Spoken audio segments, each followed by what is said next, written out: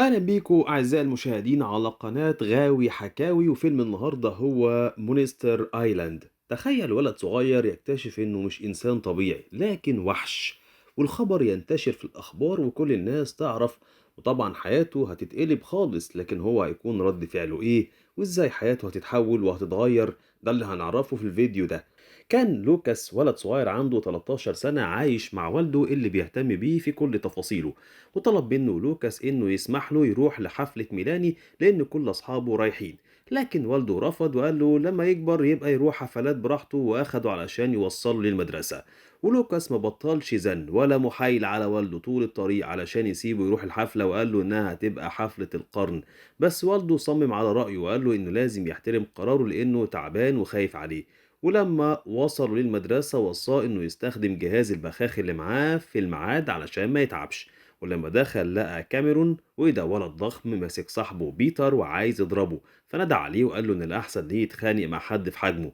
فمسكه كاميرون هو كمان وبقى عايز يضربهم هما الاتنين، لحد ما جت اجمل بنت في المدرسه كلها ميلاني، وكانت صديقه كاميرون، فخلته يسيبهم واخدته ومشيت. وقال لهم كاميرون انه سابهم بس في المقابل لازم يخلوه يجيب درجه ممتاز في الامتحان. ووقتها فرح جدا بيتر وسأل لوكاس لو كان هيحضر حفلة ميلاني، فقال له لوكاس إن عنده حاجات تانية أهم بكتير. وقعد يفكر إزاي ممكن يخلوا كاميرون يجيب درجة امتياز في الامتحان، لحد ما جات له فكرة إنه يديله ضفدع ميت ويصعقه بالكهرباء فيخليه يتحرك.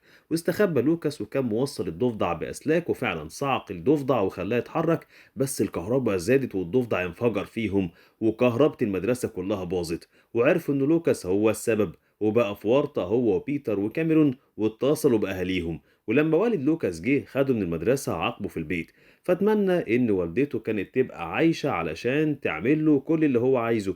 ولما لقى ميلاني عمالة تبعت له رسايل بتأكد عليه ميعاد الحفلة، فاتصل بوالده وهو في المختبر بتاعه وعرض عليه إنه يعمل له أي حاجة مقابل إنه يسيبه يروح الحفلة، لكن برضه والده رفض. فخلاه ينام وخرج للحفلة، والحفلة كانت تنكرية والكل لابس حاجات مخيفة، وأخدته ميلاني ورقصت معاه. وفي نفس الوقت ده قلق والده من النوم على صوت المنبه بميعاد البخاخ، ولما ملقاش لوكاس في البيت عرف انه سابه وراح الحفلة، فركب عربيته وراح له. اما لوكاس فطلبت منه ميلاني انه يغمض عينه لانها محضره له مفاجأة، وخلت سلة مليانة ضفادع ميتة تقع عليه، وده علشان تاخد حق كاميرون. والكل كان واقف بيصور وبيضحك. وفجأة تحول لوكاس لوحش عملاق، فخاف الكل وهرب من قدامه. وهو ما كانش فاهم فيه ايه لحد ما خرج وراهم وشاف شكله في المراية، ولقى والده وصل وما اتفاجئش خالص من شكله، واخده وبعد بيه عن الكل واداله العلاج بتاعه.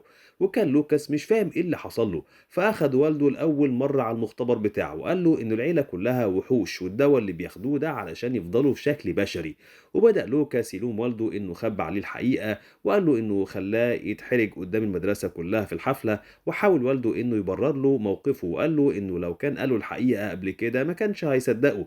وسأله عن والدته هل كانت عايشة معاهم من غير ما تعرف الحقيقة دي، فقال له والده ان اللي في الصورة دي مش والدته، لان والدته كانت وحش واختفت من مدة كبيرة على الجزيرة، وانه اضطر يكذب عليه ويخبي عليه كل ده لانه لسه صغير ومحبش يضايقه. ولما لقاه متضايق فتح الخزنة بتاعته وخرج منها صندوق كان جواه خريطة، وقال له ان دي خريطة جزيرة كالفيرا، وإن جدته كارلوتا وباقي أهله عايشين هناك، وإنه هياخده لهناك لما يبقى مستعد، وطلب منه يروح ينام.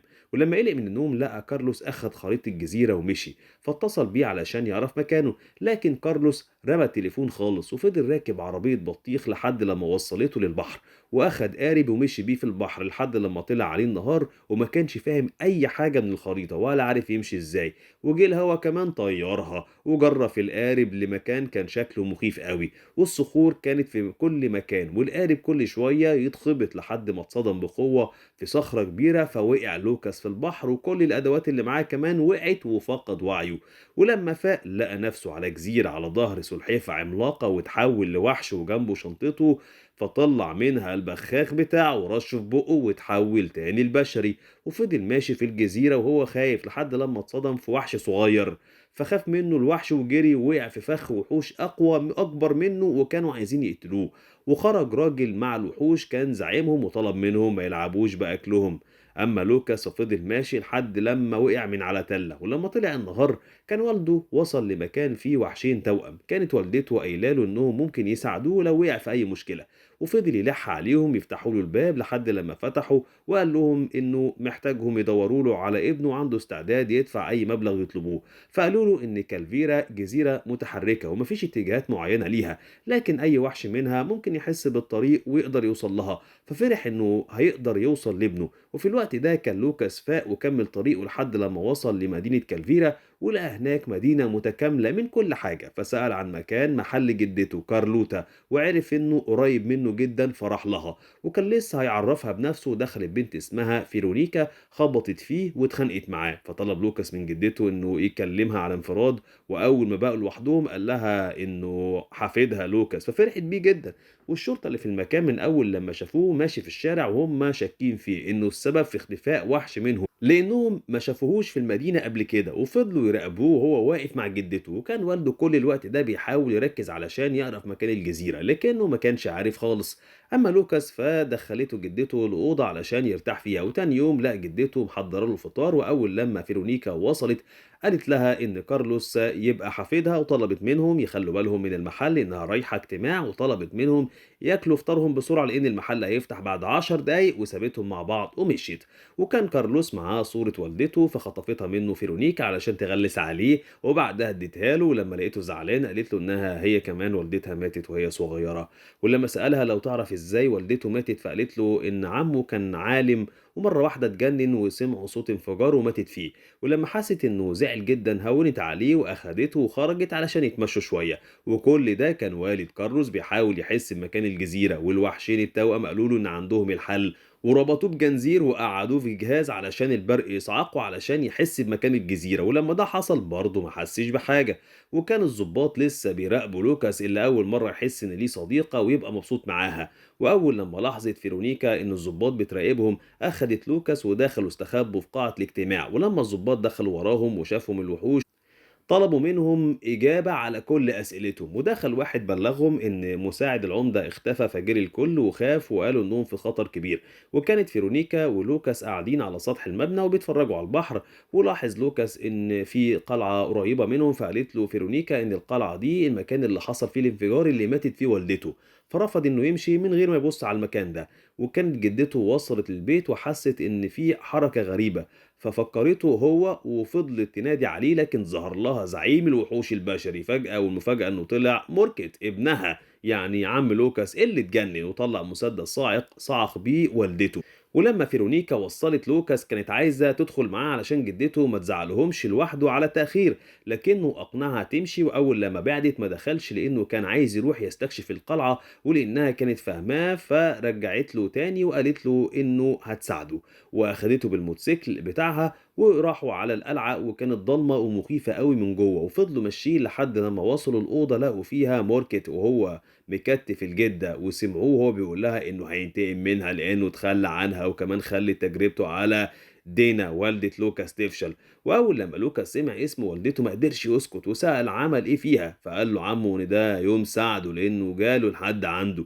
وحكى له عن آخر مرة شافه فيها وقت ما كان لسه مولود ووالدته شايلاه، وقالت إنها هتسميه لوكاس على اسم والدها. وكان الكل فرحان بيه ما عدا عمه موركت اللي قال إن لوكاس بكرة يكبر ويبقى وحش قوي ولما يلاقي عمه بقى إنسان ياكله. وسابهم وراح على المختبر بتاعه. فراحت وراه دينا وقالت له إنه مش لازم يعذب نفسه بتجارب كتير علشان يتحول لوحش، لأنهم بيحبوه في كل الأحوال. بس المواد اللي كان خليطها مع بعضها بدأت تتفاعل، ولاحظت دينا إنها هتنفجر فبعدته وماتت هي. ولما والد لوكاس سمع الانفجار جري على المعمل وعرف إن دينا ماتت، حمل موركت المسؤولية وطلب منه يسيب الجزيرة ويمشي وإلا هيموته. فبص موركت لوالدته وطلب منها تساعده، لكنها كانت شايلة لوكاس وما قدرتش تفتح بقها ولا تدافع عنه. وقال موركت للوكاس إن اللي حصل كان مجرد حادثة، لكن اللي هيحصل دلوقتي هو قصده. وطلب من الوحوش إنه تمسكهم. ولما جم يهربوا مسك فيرونيكا، فطلع لوكاس البخاخ بتاعه ورش في عينه. فيرونيكا ضربته وكانوا لسه يهربوا من الشباك، رمى الوحش شبكته على فيرونيكا، فطلبت من لوكاس إنه يهرب وفعلا هرب، وهو بيقول لنفسه إن والده كان عنده حق لأنه لسه مش مستعد. وكان والده اتحول لوحش حقيقي عنده جناحات وحس أخيرا بمكان الجزيرة فطار علشان يروح لها. ولما أهل المدينة عرفوا إن الجدة وفيرونيكا اختفوا وآخر حد كان معاهم هو لوكاس، فاتهموه إن هو اللي خطفهم. وأول لما ظهر لوكاس وطلب مساعدتهم اتهموه إنه كذاب وبيحاول يخدعهم وأخدوه على الحبس. وكان والده أخيرا وصل ودخل يسأل عليه في اسم الشرطة، وأول لما شافه لوكاس ندى عليه وفضل يلومه إنه خبى عليه حقيقته وأهله. ووالده قال له إنه كان بيحاول يحميه ومفيش حاجة تخليه يتحدى أوامره ويهرب منه، وطلب منه ما يتكلمش ولا كلمة لأنه متعاقب. وسأل الضابط عن سبب حبسهم لابنه، والبخاخ بتاعه فضل يرن عشان ميعاده، بس لوكاس ما أخدوش واتحول لوحش وكسر السقف بتاع السجن وطار على القلعة وطار وراه والده. وأول لما لوكاس دخل لقاهم بيعذبوا فرونيكا وحاول إنه يضربهم بس ما قدرش عليه وكانوا هيموتوه، لكن والده دخل وضربهم. وقال للوكاس إنه عنيد، وهم بيتكلموا لقوا الوحوش حوطتهم من كل اتجاه، وكان والد لوكاس قوي جدا بيضربهم واحد ورا التاني لحد لما واحد منهم رمى عليه شبكة كتفه بيها، فمسكوا لوكاس ضربه وطلب منه والده إنه يروح ينقذ جدته. أول لما وصل لها طلبت منه ينقذ فيرونيكا، فهدد عمه إما يسيب فيرونيكا أو يكسر تركيبته ورماها له بعيد. فسابها عمه وجري أنقذ تركيبته وشربها، وكانت عبارة عن مستخلص من قوة الوحوش المختلفة اللي كان بيخطفها. وكان والد لوكاس دخلهم وأنقذ والدته، ولقوا موركت اتحول لوحش عملاق وقال إنه هيموتهم كلهم، وبدأ بأخوه وأخده بره الجزيرة وفضل يضربه ويعذبه. ولما لوكاس شاف والده في خطر طلب من جدته تخلي بالها من نفسها ومن فيرونيكا وطار لعمه، لكنه كان ضعيف وضربه عمه بسهولة ورماه على الأرض. فبص لوكاس على البخاخ بتاعه وجات له فكرة ممكن يخلص بيها على عمه، فأخده وطار بيها لعمه ورشها في بقه عمه فتحول في ثواني البشري ووقع. ولما جه لوكاس ينقذه وقع هو كمان وبقى عنده جروح بسيطة، فحضن والده وجدته والكل سقف له وقالوا عليه بطل. وقبض الضباط على موركت. أما لوكاس فعاش على الجزيرة مع والده وجدته وصديقته فيرونيكا في سعادة. ودي كانت نهاية فيلم جزيرة الوحوش أو مونستر آيلاند، واللي بنتعلم منها إن الإنسان ما ينفعش يهرب أبدا من طبيعته، أكيد هيلاقي اللي يحبه مهما كان شكله.